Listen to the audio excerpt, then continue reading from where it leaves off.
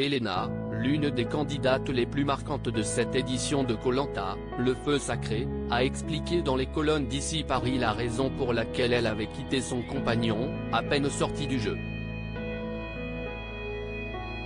Malgré le froid et la faim, les candidats de Koh-Lanta ressentent souvent un manque intense de leurs proches, et certains ont parfois beaucoup de mal à retenir leurs larmes, lorsque le manque se fait de plus en plus grand.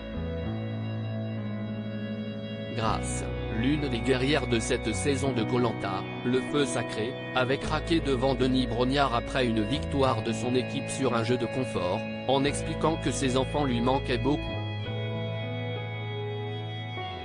Dans les colonnes du Parisien, la mère de famille a récemment réitéré ses propos. Toutes les nuits, je dormais très peu et je pleurais beaucoup.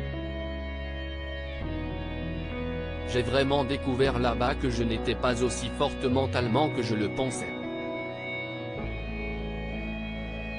Mes enfants me manquaient énormément. Je ne le montrais pas aux autres aventuriers, je pleurais dans mon coin la nuit. J'ai pris une leçon, je suis une guerrière, mais une maman avant tout, a-t-elle expliqué. Et lorsque les récompenses des épreuves touchent à la famille, qu'il s'agisse des coups de fil ou des lettres, les aventuriers mettent souvent tout en œuvre pour gagner, dans l'espoir d'entendre les voix ou de lire les mots de leurs proches. Elena a quitté son compagnon puis retrouvé l'amour.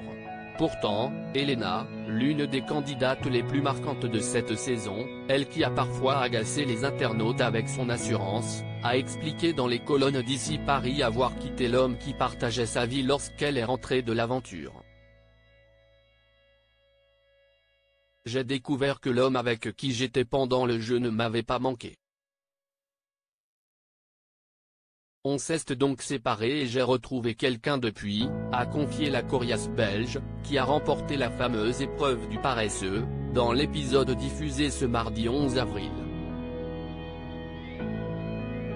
Reste à savoir combien de temps la jeune femme, qui n'a pas toujours fait l'unanimité auprès de ses camarades, a maintenu son flambeau allumé dans l'aventure.